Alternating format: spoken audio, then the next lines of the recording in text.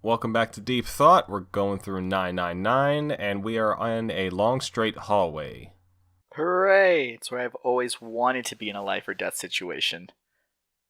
And here's Seven again, look at this guy and being incredibly useful, sticking stuff in doors so they don't lock again so we can go back. He does it for just about every door he goes through. I think there's only one that he doesn't keep propped open, and it's a real shame, and it's kind of a plot point of why doesn't he, because a lot of shit goes down because he doesn't.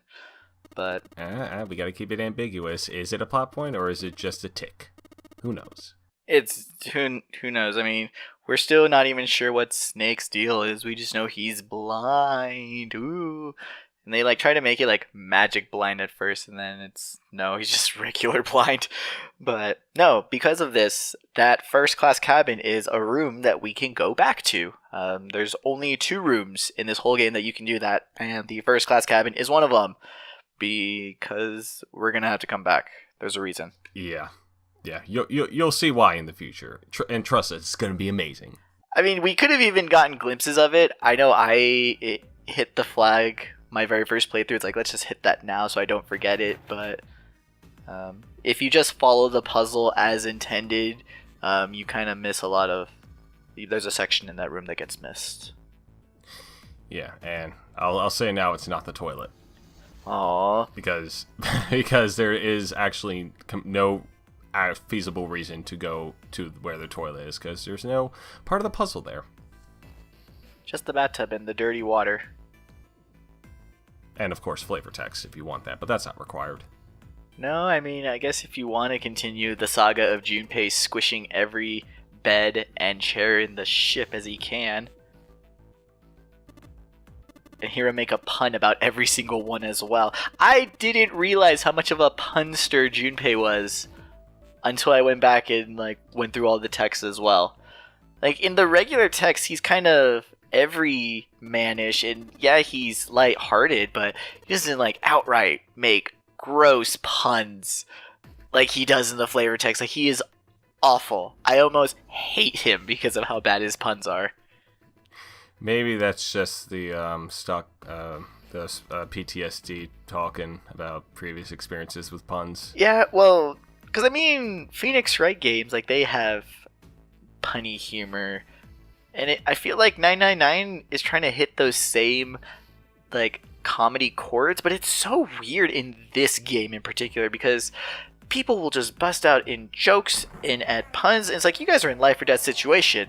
A man has already blown up. I don't think now's the time to be making jokes, because the other games in the series, they still have comedic moments. There's still there's comedy and irony in the other games as well, but there's not as much of the laughy, jokey humor that's in this game. And I get that's sort of Junpei's personality, is that he's the man who can make these jokes in these situations. But it's really weird when the other characters do it as well. It's whoa, okay, we can't all be the funny man in the death trap.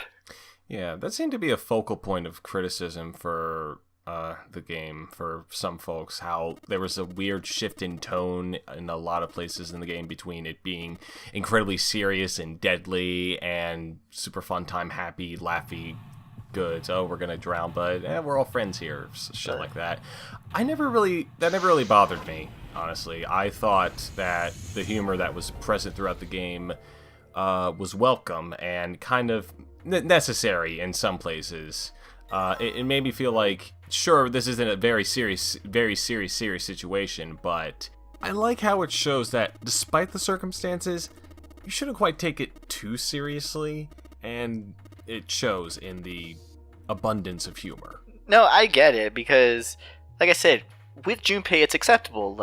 It's his way, it's his personality, and I feel that the comedy is comparted enough to where if you don't hunt for it, you won't really see it, and it's not that much of a problem. Like I said, I didn't even really notice there was that many jokes in the game until I went hunting for them, and only then was it oh wow, there's kind of an odd balance here. But I kind of brought it upon myself. I sought those jokes, and so I get what I deserve. And I also have to point out, if this ship is so freaking old, why didn't 7 just immediately spit out that alcohol? Because that shit's clearly a century old.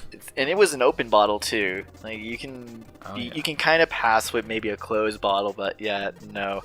7 has kind of a bad problem. Part of the, again, in this room, when you've unlocked a door, if you keep trying to go back into the room, 7 thinks that Junpei's trying to take his booze, and one of the lines he even says, "You're not taking my medicine."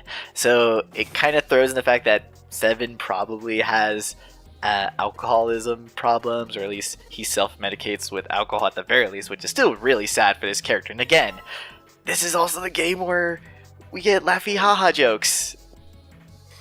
Yeah, again, but this is actually flavor text and stuff. Unnecessary things that, I mean, if you look at them, they're more than likely going to be either kind of humorous in nature, or maybe a bit character defining, or, again, moments where if you know what this entire game has to offer, then you'll be like, oh, so this is what it was pointing to.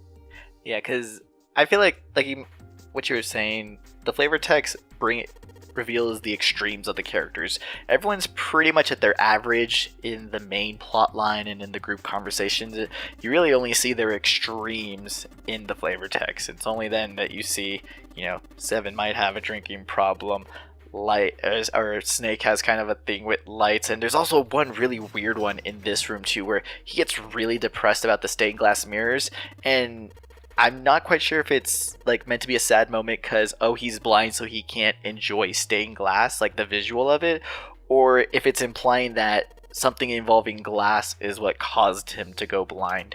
So it's yeah, so this room has a lot of interesting things too. This route is really cool. You learn a lot about Snake and 7, just really only if you hunt for it. Also, the cheapest slots ever. Your timing means nothing. You just have to press the buttons in the right order. Fuck. So maybe there's a reason the modern casino slot machines are rigged, because then this shit doesn't happen. Dude, I can't even go to a casino. I can't even try to gamble. I've done the numbers in my head. No, I'd rather just use my money for guaranteed entertainment or food, rather than the chance that I might get some more money back, which in my case is never, because I have the worst luck ever. Like, if I was a D&D character, my luck stat is a 0, naturally. Maybe you just need to carry around the D20 for you for the rest of your life. Well, it's weird because I have a sister that's extremely lucky. Like, she wins in, arcade games and casinos and drawings, and so she just has that natural luck. So good on people who have that, but for the rest of us, I'm right there with ya.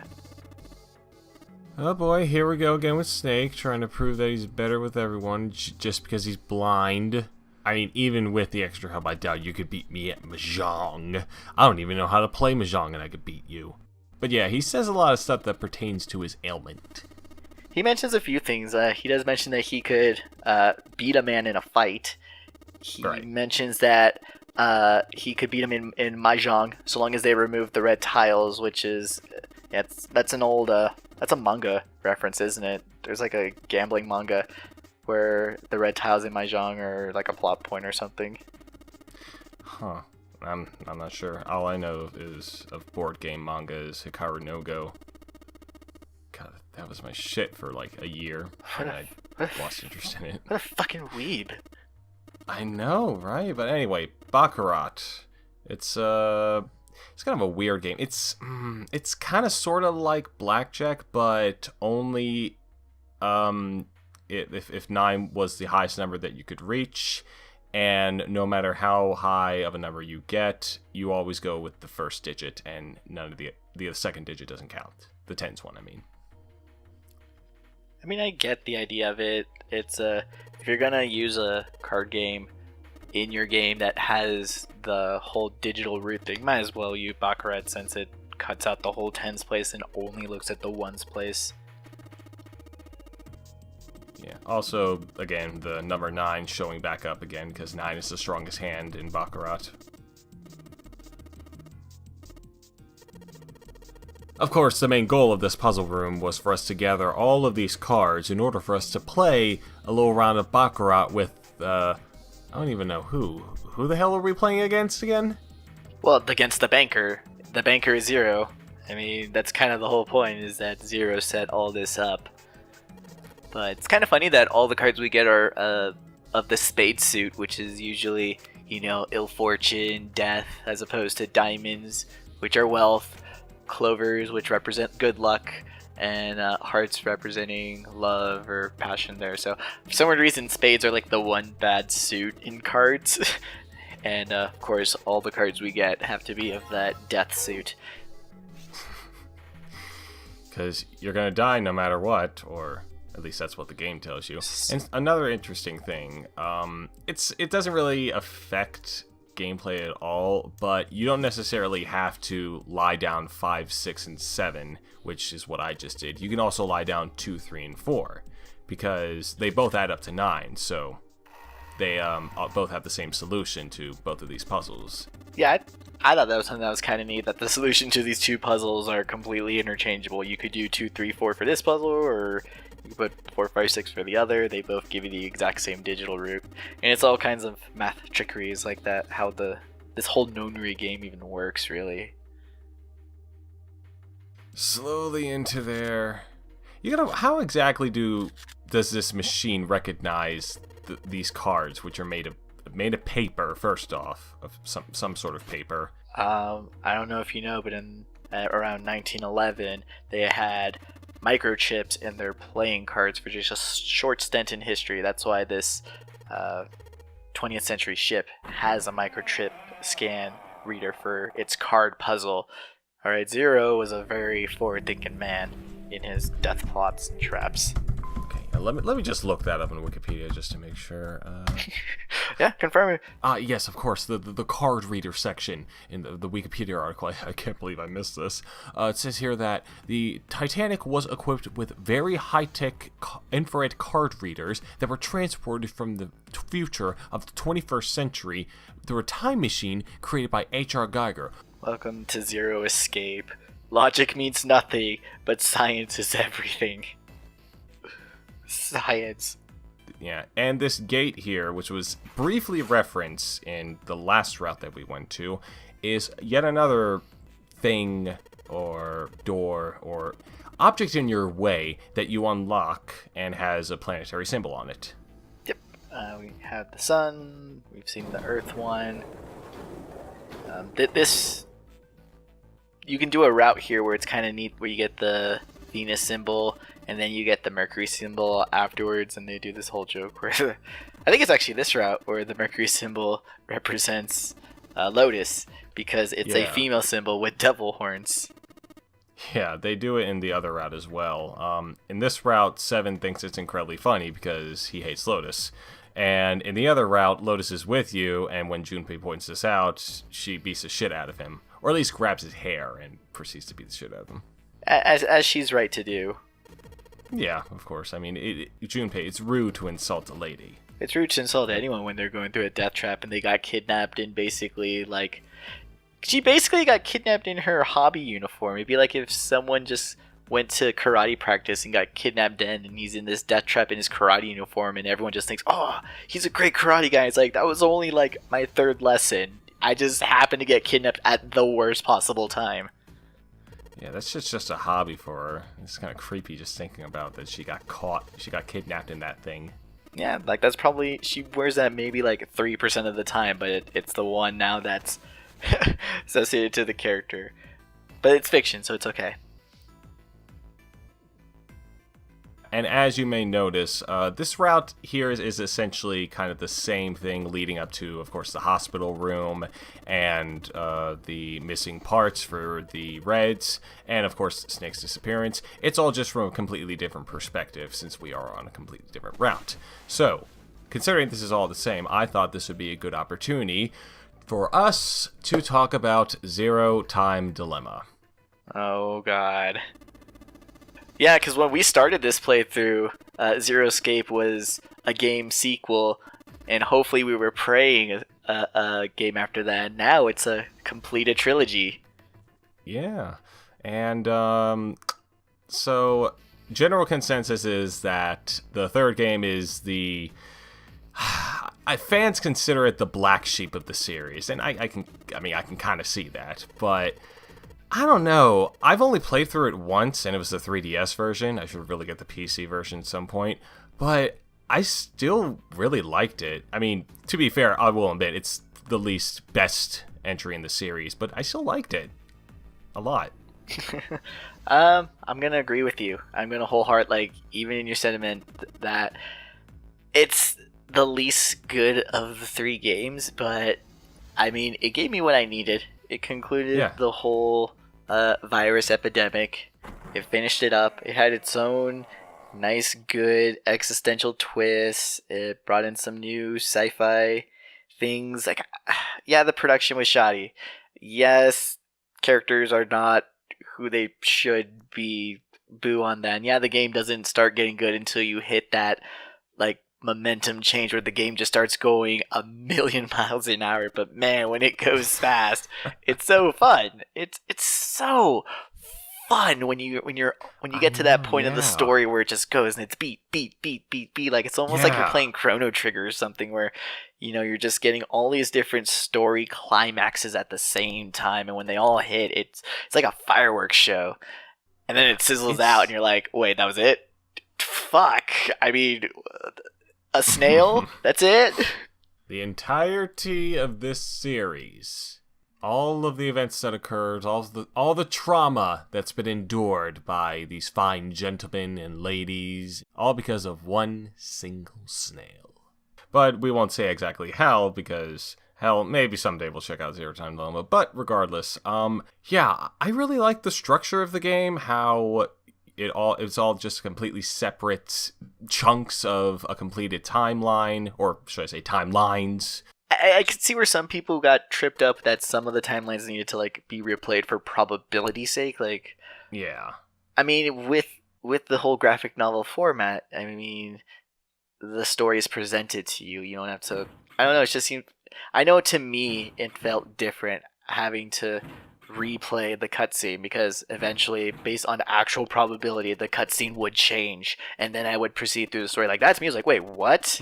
I had to look it up because I was legitimately stuck. I was like, there's nowhere else to go. I had to look up a guide to tell me replay it. It changes. Like, the game did. I mean, the game kind of rams it down your throat, but it does it in the weird way that it, makes everything seem like a big deal in that game. Yeah, it's unfortunate that only a couple of the what do they call them? I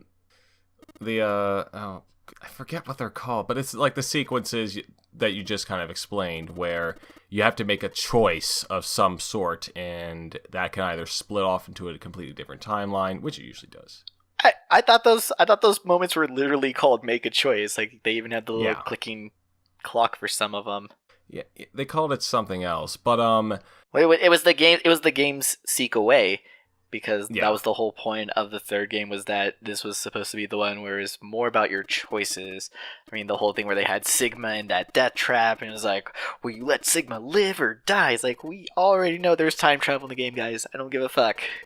Just blow his brains out. Who? I don't even know which Sigma this is. Is this old Sigma? New Sigma? Fuck, let's blow his brains out and find out. Yeah. Oh, man. But, yeah, presentation issues, of course. I mean, the game looks incredibly shoddy, but it makes sense. It's understandable. They were on a very, very small budget. But it's such a charming. There's some charming moments in it. I really like, with Q. Just that whole. Well, actually, you know what? I'm just gonna go with Team Q. I want to include everyone on Team Q, because that was all some pretty interesting stuff, minus the two new characters. They tried to make them seem like Zero Escape characters, but they just seem so out of place when the whole premise of the third game was, we need to wrap up a shit ton of loose threads. Like, that's all Virtue's last reward was loose ends. So I kind of also feel bad for Zero Time Dilemma. Like, it had to be its own thing and had to be this conclusion. But sometimes you don't stick the landing. It's okay. Yeah, and so, a lot of people consider a lot of the major plot points and twists in Zero Time Dilemma to be and I quote, stupid. And looking at them, I'm gonna be honest. Like even the most powerful moment in that game doesn't even compare to some of the crazy shit that you see in this game or in Virtue's Last Reward. Like, I could go on a whole rant on that. To me, there are some twists in Zero Time Dilemma that were I just found to be pure clever.